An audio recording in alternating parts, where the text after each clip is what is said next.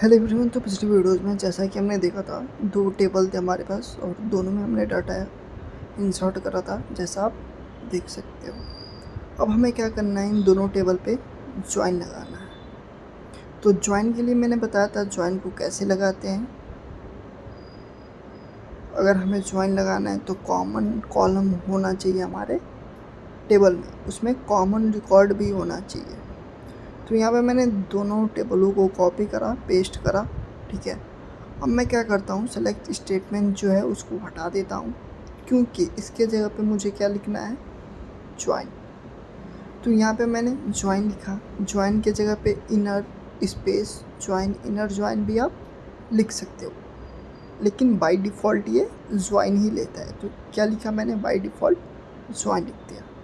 On किस table से लगाना है, EMPLOYW, एम्प्लॉय।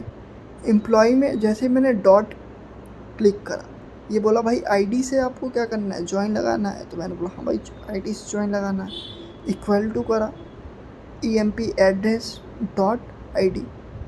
तो यहाँ पे मैंने क्या करा, जैसे ही ज्वाइन लगा के मैंने अपने टेबल को रन करा, यहाँ पे केवल दो ही रिकॉर्ड शो हो रहे हैं।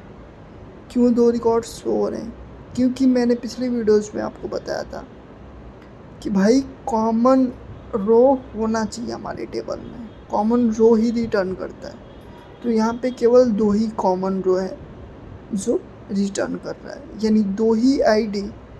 जो इस टेबल में दो आईडी है वो दूसरे वाले टेबल में दो आईडी है, और सारे तो अलग अलग आईडी हैं, जिसके वजह से ये क्या किया, केवल दो ही कॉमन रो रिटर्न किया। जैसे यहाँ पे देख लो, यहाँ पे प्रियंका हो गई, सुमित हो गया, इन दोनों का जो आईडी है ना वो अलग अलग है। अगर एक रहता फिर क्या होता, फिर ज्वाइन लगने का चांस था इन पे भी, लेकिन ये अलग अलग है, जिसके वजह से ये क्या हुआ, नहीं लग पाया ज्वाइन। आप चाहते हो कि नहीं भाई मुझे ना ये आईडी तो बीच में पता नहीं कहाँ से आ जा रहा है, तो यहाँ पे मैंने क्या करा, केवल कॉलम नेम ऐड कर दिया, ठीक है। यहाँ से मैंने जितने भी कॉलम थे उन सबको ऐड कर दिया। ऐड करने के बाद अब इसको मैं एग्जीक्यूट करता हूँ। यहाँ पे देखो केवल 5 ही कॉलम का डाटा दिखाई दे रहा है। अब आप चाहते हो नहीं भाई मुझे ना आईडी वाला कॉलम भी दिखाना है, तो यहाँ पे देखो एरर मारेगा। एरर क्या बोल रहा है कि भाई ये जो आईडी आप ले रहे हो ना, ये दोनों टेबल में आईडी नाम का कॉलम है, तो किस टेबल का आईडी ले रहे हो आप, एम्प्लॉय वाले का या फिर एम्प्लॉय एड्रेस वाले का, किस टेबल का आईडी ले रहे हो, ये देखो। तो एरर मार रहा है। तो इसके लिए भी हम क्या करते हैं, एक और तरीका है, या तो आप यहाँ पे employee.id कर दो जहाँ पे रेड का सिंबल आ रहा है, या फिर अपने टेबल का ऑब्जेक्ट बनाओ और ऑब्जेक्ट के थ्रू एक्सेस करो, ठीक है।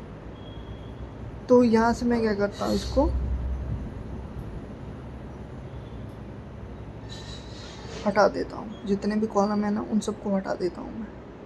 यहाँ पे स्टार लगा दिया। अब क्या होंगे, सारे कॉलम दिखेंगे, ठीक है। लेकिन यहाँ पे देखो वेयर कंडीशन भी लगाओगे ना, आईडी इक्वल टू करोगे, फिर भी बोलेगा भाई किस टेबल का आईडी चाहिए, ये आईडी नाम का कॉलम तो दोनों टेबल में है। तो अपने को क्या करना है, ये जो हमारा टेबल है एम्प्लॉय आईडी, इसका एक ऑब्जेक्ट बनाना है। तो यहाँ पे मैंने इसका एक ऑब्जेक्ट बनाया EM के नाम से, ठीक है।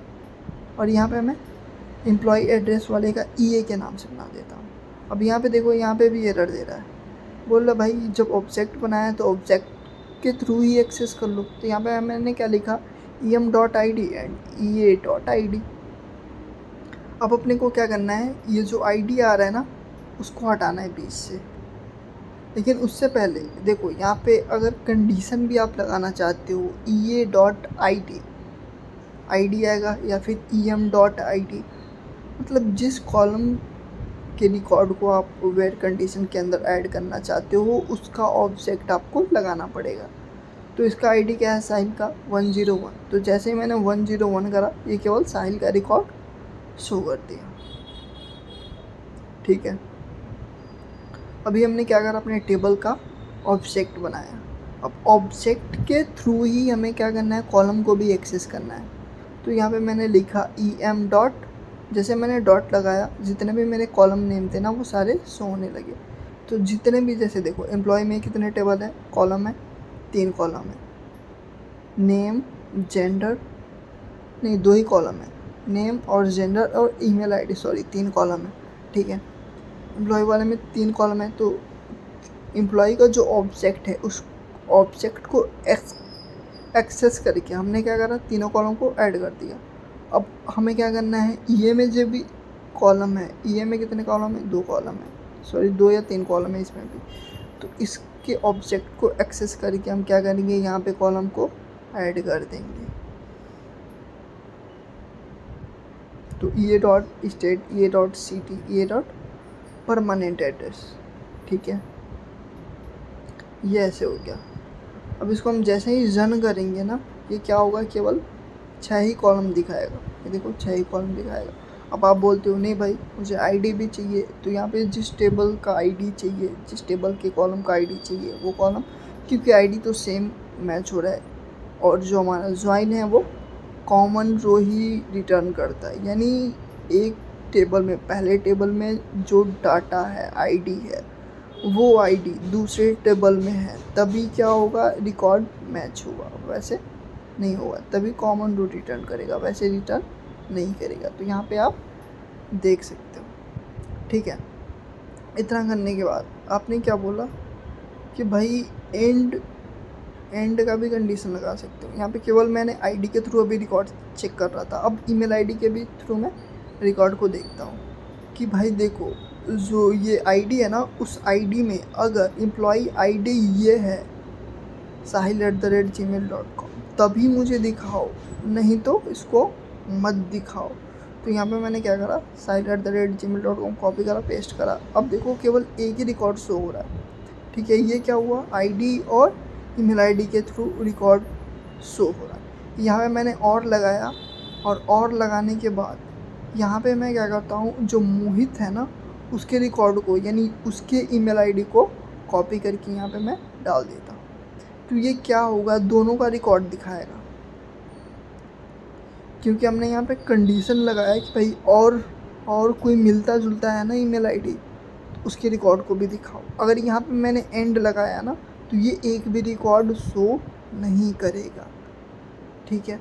यहाँ पे देखो कुछ भी डाल दो, एंड या फिर और भी लगाता हूँ ना, फिर भी ये साहिल का ही रिकॉर्ड दिखाएगा अगर और लगाता हूँ तो, ठीक है। और लगाने के बाद भी साहिल का रिकॉर्ड दिखाए। अगर यहाँ पे आप एंड लगा देते हो और के जगह पे, ठीक है, तो ये क्या होगा, किसी का भी रिकॉर्ड नहीं दिखाई देगा। क्योंकि एंड जो होता है ना, एंड बोलता है कि भाई अगर ये रिकॉर्ड है इस एम्प्लॉई आईडी में, अगर ये रिकॉर्ड है तभी दिखाओ, नहीं तो मत दिखाओ, ठीक है। तो एंड और का भी यूज़ हमने देख लिया कैसे कर सकते हैं। तो ऐसे हम यूज़ कर सकते हैं ज्वाइन का। तो ऐसे लगे रहे हमारी वीडियोज़ के साथ, मिलते हैं अगली वीडियोज़ में। और अगली वीडियोज़ में हम देखने हैं आउटर ज्वाइन क्या होता है। Thanks for watching and please subscribe my channel.